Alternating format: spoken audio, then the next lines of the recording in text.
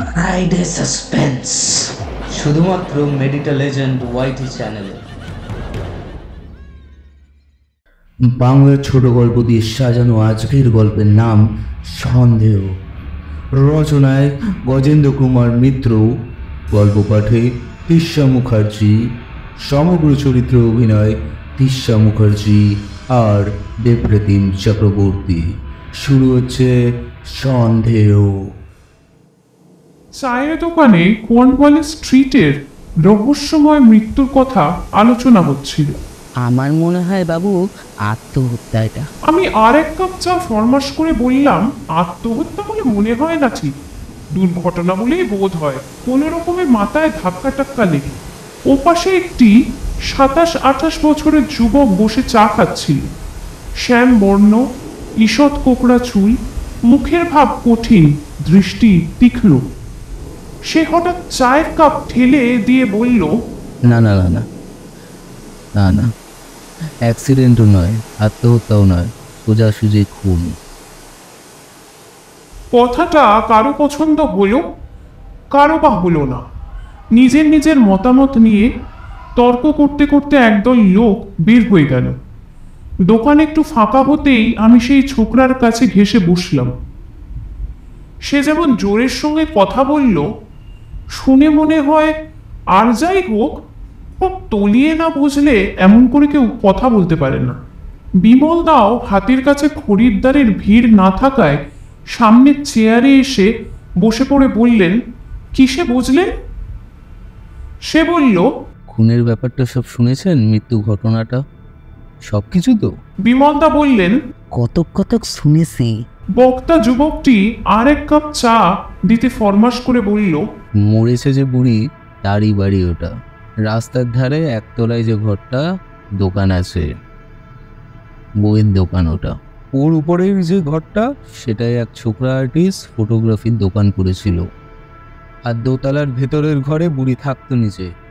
ঠিক তারই নিচের ঘরে ওর ভাড়ার আর রান্নার দুই চলতো। ঝি চাকর রাখতো না, পয়সা খরচের ভয়ে বাড়ির পাটঝাট নিজেই করতো। ভয়ানক পয়সার মায়া ছিল, সেই জন্যই গেরস্থ ভাড়াটে দেয়নি, ভাড়া কম পাবে বলে। পয়সা কিছু জমেও ছিল, কেউ বলে 20,000, কেউ বলে 10,000। কিন্তু সম্প্রতি পুলিশ খবর নিয়ে জেনেছে যে সেন্ট্রাল ব্যাংকে ছিল 1,500 টাকা, আর পোস্ট অফিসে বেশ কয়েকটা সার্টিফিকেট ছিল 1,400-এর। আত্মীয় স্বজনও কেউ কোনোদিনও দেখা যায়নি। তিনকুলে কেউ যদি আছে জানাও নেই। 32 বছর বয়সে বিধবা হয়েছিল, সেই থেকে এই অবধি ওই বাড়ি আগলেই পড়ে আছে। বাড়ির আয় ওর খরচ চলত। মিতব্যয়ী বলে ট্যাক্স দিয়ে বাড়ি সারিয়েও টাকা জমাতে কিন্তু ওর অসুবিধা হয়নি একদমই। আরও জমানো উচিত ছিল, কিন্তু ও বলতো ওর এক বোনপো আছে, সেই মাঝে মাঝে জোর করে কিছু টাকা নিয়ে যায়। বিমলদা বললেন, বোনপো? তবে সে বললেন তিনকুলে কেউ নেই। কেউ নেই এ কথা তো আমি বলিনি, কেউ আছে বলে জানা নেই, তাই বলেছি। ওই বোনপোকে কেউ কিন্তু দেখেনি, বুড়িও বিশেষ তার কথা কাউকে বলতোও না। ওই আর্টিস্ট ভাড়াটে কি যেন নাম, ও সুধাংশু, হ্যাঁ সুধাংশুই পুলিশের কাছে ওর বোনপোর কথা বলেছিল, কিন্তু ওর কথা পুলিশ বিশ্বাস করেনি। সুধাংশুই খুনের চার্জে ধরা পড়েছিল কিনা। আমি বললাম, কেন বিশেষ করে ওকেই ধরল কেন? বলছি, সুধাংশু ছেলেটি অন্য ভাড়াতের মতো না, বাইরে বাইরে সে চলে যেত না।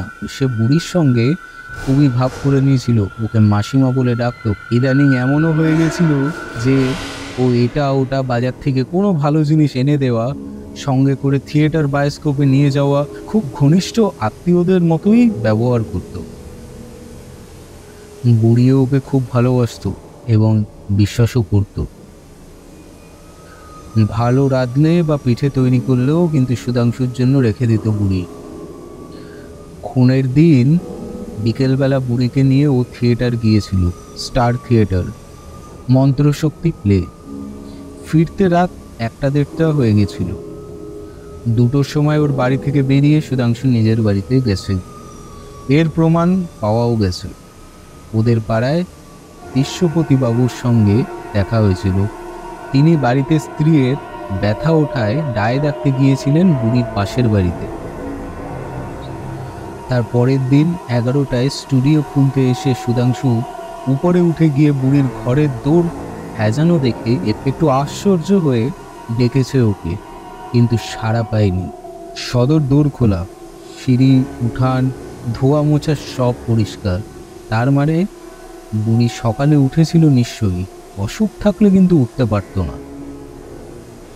তবে এমন সময় শুয়ে কেন? তবে মনে হয় আগের দিন রাত জেগেছে বলে বোধহয় সকালে রান্না খাওয়া সব সেরে নিয়ে শুয়ে পড়েছে, সেই জন্য তখন আর ডাকেনি। নিজের স্টুডিওতে বসে কাজ করতে শুরু করে দিয়েছিল। কিন্তু 4টে বেজে গেল যখন, তখন একটু আশ্চর্য হয়ে গেছিল। 3:30-র সময় বুড়ি রোজ নিজে চা খেত আর ওকে দিয়ে যেত। আজ সে নিয়মের ব্যতিক্রম হতে দেখে একটু বিচলিত হলো। এতক্ষণ বুড়ি রাতেও ঘুমায় না, তার উপরে দিনের বেলা এত ঘুম। সুধাংশু তখন বেরিয়ে গিয়ে আস্তে আস্তে ওকে ডেকেছে 2-3 বার। তাতেও সাড়া না পেয়ে জোরে ডেকেছে, তাতেও কোনো উত্তর না পেয়ে দৌড় ঠেলেছে। দৌড় ঠেলতেই ব্যাপারটা বুঝতে পারে। দক্ষিণের জানলার ধারে মেঝের উপর পড়ে আছে বুড়ি, মুখে মাছি ভনভন করছে। প্রথমে ভেবেছিল অজ্ঞান হয়ে পড়ে আছে, কিন্তু তারপরেই যখন গায়ে হাত দিয়ে গা ঠান্ডা দেখলো, তখন সুধাংশু চিৎকার করে উঠল। বাইরে এসে তখন বইয়ের দোকানের লোককে ডেকে নিয়ে যায়, আর তারপর পুলিশ এলো, ডাক্তার এলো। মাথায় একটা কঠিন কিছুর আঘাত পেয়ে খুলি ভেঙে প্রাণ বেরিয়ে গেছে। সে আঘাত পিছন থেকেই কেউ করতে পারে, কিংবা বুড়ি জানলার ধারে মেঝে বসে কিছু করতে গিয়ে হঠাৎ মাথা তুলতে গিয়ে কপাটের একটা পাল্লা মাথার পেছনে লেগে যেতেও পারে। বিমলদা অসহিষ্ণুভাবে বললেন, বলি কি, এক্ষেত্রে তাহলে সুধাংশুকে ধরলে কেন? বক্তা চায়ের পেয়ালাটায় শেষ চুমুক দিয়ে পেয়ালাটি সরিয়ে রেখে বলল, বুড়ি কিছুদিন ধরে খুব নাকি ভয়ের মধ্যে ছিল। ওর সেই বোনপো ওকে বলেছিল যে ওকে 1000-5 টাকা না দিলে কিন্তু সে খুন করে ফেলবে। এই সবই সুধাংশু বলেছে অবশ্যই। বুড়িও কিছুদিন যাবৎ কাশিবাস করবে বলে স্থির করেছিল। সেই অনুসারে বুড়ি সুধাংশুর বাপের সঙ্গে বন্দোবস্ত করে। সে যথাসর্বস্ব সুধাংশুর নামেই লেখাপড়া করে দেবে, ওরাই ওর বাড়ি ঘরের দেখাশোনা করবে। শুধু বুড়ি যতদিন বাঁচবে, যেখানেই থাক না কেন, ওর সব খরচ এরা পাঠিয়ে দেবে। সুধাংশুর বাপ অ্যাটর্নি, তারই অফিসে চুপি চুপি ঘটনার দিনই দলিল সই করে দিয়ে আসে। কাউকে না জানিয়ে চলে যেতে চেয়েছিল ওর সেই বোনপোর ভয়ে। বিমলদা বললেন, সুধাংশুই তো যথাসর্বস্ব পেত, তবে সে খুন করবে কেন? যত তাড়াতাড়ি পায় এই জন্যই। তাছাড়া বুড়ির কাছে পুরনো গয়না, মোহর বা যা কিছু ছিল সেই দিনই বেঁচে আসে। বিদেশে যাওয়ার আগে হাতে নগদ টাকার কিছু দরকার ছিল বলে। প্রায় 700-800 টাকা হবে। সেই টাকাটা পুলিশ কিন্তু খুঁজে পায়নি, এবং সেই টাকার কথা সুধাংশু ছাড়া আর বিশেষ কেউই জানতো না। কিন্তু সুধাংশু আজ মুক্তি পেয়েছে। আমি ও বিমলদা প্রায় একসঙ্গেই বলে উঠলাম, কি করে? হ্যাঁ, আজই রায় বেরিয়েছে। ওর বিরুদ্ধে এমন ভয়ানক সন্দেহ থাকা সত্ত্বেও ওর বাপের তদবিরের ফলে ও মুক্তি পেয়ে গেল। বুড়ির সামনের বাড়ির লোকেরা সাক্ষী দিয়েছে যে খুন রাত্রি 2টোর সময় কোনোভাবেই হতে পারে না, যেহেতু তারা আজ সকালে 6:30টার সময় নিয়মিত সদর দরজা খুলে জল ছড়া ঝাড় দিতে দেখেছে। যেমন অন্যদিনও একখানা খয়ের রঙের গায়ে কাপড় দিয়ে দরজা প্রথমে খুলতো, তারপর খ্যাংড়া দিয়ে পথটা আর উঠোনটা ধোয়া মোছা করতো। তা করতে দেখেছে ওরা আর ওদের পাশের বাড়ির লোকেরা সকলেই একথা সাক্ষ্য দিয়েছে। সেদিনই সুধাংশু সকালবেলা ভবানীপুরে আশুবাবুর বাড়িতে ফটো তুলতে গিয়েছিল এক বরকনের, একথাও প্রমাণ হয়ে গেল। সেখানে প্রায় 7টা থেকে 9টা পর্যন্ত ওর দেরি হয়। তারপরই বাড়ি এসে স্নান করেছে, খেয়েছে, ওর এক বন্ধুর সাথেও দেখা করেছে। কাজেই ডাক্তার যখন এক বাক্যে বলেছেন যে যত পরেই মৃত্যু হোক 8টার আগেই নিশ্চয়ই হয়েছে, তখন সুধাংশু কি করে খুন করতে পারে? 7টা থেকে 8টা পর্যন্ত সে তো আশুবাবুর বাড়িতেই ছিল। সুতরাং বিচারকেরা অনুমান করলেন যে জানলা থেকে আঘাত লেগেই মৃত্যু হওয়াটাই সম্ভব। আমি বিজয় গর্বে বললাম, আমিও তাই বলছিলাম। বিমলদা বললেন, তবে আপনি যে বলেছিলেন সোজাসুজি খুন, তা কেন? ছোকরা একটা সিগারেট বার করে ধরিয়ে বলল, কিন্তু টাকাগুলো, গয়না বেচার টাকাগুলো কি হাত পা হলো? যদি অ্যাক্সিডেন্টই হয় তাহলে টাকাগুলো কোথায় যাবে? বিমলদা এবং আমি উভয়ই দস্তুর মতো দমে গেলাম। বললাম, অনুমান করেন? আমার বিশ্বাস সেই বোনপোই খুন করেছে। বুড়ি যে উইল করেছিল তা জানতে পারা তার পক্ষে কিছুই আশ্চর্য নয়, এবং সেই দিনই গয়না আর মোহর বেচে যে টাকা এনেছে এটাও তার পক্ষে জানাটা অসম্ভব নয়।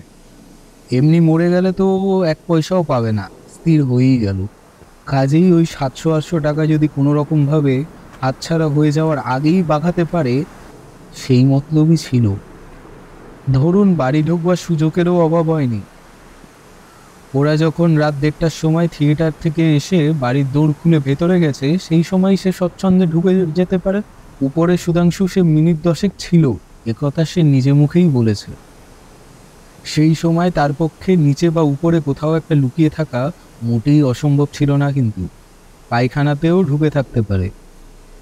যাই হোক, তারপর সুধাংশু চলে গেলে বুড়ি হয়তো দৌড় বন্ধ করে উপরে এসে শোয়ার উদ্যোগ করছিল।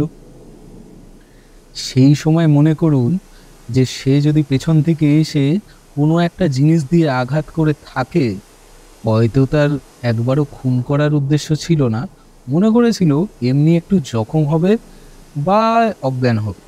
কিন্তু বুড়ি তার ওই এক আঘাতেই শেষ হয়ে গেছে। তারপর টাকাটা খুঁজে নেওয়া তার পক্ষে এমন কিছু আশ্চর্য কি? আমি বললাম, কিন্তু সামনের বাড়ির লোকরা যে সকালে দেখেছে ওকে। ওকেই যে দেখেছে তার তো কোনো প্রমাণ পাওয়া যায়নি।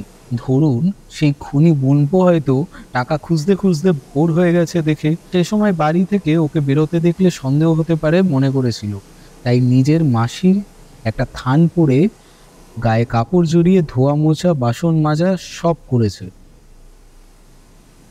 মাথা গা যতদূর সম্ভব ঢাকা ছিল, শীতকাল, কেউ সন্দেহ করেনি। কাজেই ভালো করেও কেউ দেখতে পায়নি। সুতরাং দূর থেকে ওর মাসিকেই মনে করেছে, তারপর বাড়ির মধ্যেই লুকিয়েছিল। বেলা হতে যখন সুধাংশু স্টুডিও খুলতে বাইরের লোক ঢোকা বা বাইরে যাওয়াটা মোটেই আশ্চর্য ছিল না, সেই একই অবসরে বেরিয়ে গেছে। এরকম তো হতেই পারে। পুলিশের মাথায় অবশ্যই এই কথা আসবে না, এসে আগেই জানতো। আমি এবং বিমলদা কিছুক্ষণ দূরে রাস্তার ওপারে চেয়ে রইলাম। শেষের কথাগুলি এত বিস্ময়ের যে আমরা দুজনেই স্তম্ভিত হয়ে গিয়েছিলাম। অন্তত আমার মনে তখন যেন ঘটনাটা বায়োস্কোপের ছবির মতো সরে সরে যাচ্ছিল। তারপর একটু পরেই আমাদের দুজনের মনে একটা সন্দেহ দেখা দিল। ফিরে পাশের চেয়ারের দিকে চেয়ে দেখি চেয়ার খালি। ছুটে রাস্তায় হয়ে এলাম। যতদূর দৃষ্টি চলে বক্তার চিহ্ন নেই, যেন মন্ত্র বলে অদৃশ্য হয়ে গিয়েছে। বিমলদা বললেন, হ্যাঁ, চোখের সামনে দিয়ে পালিয়ে গেল।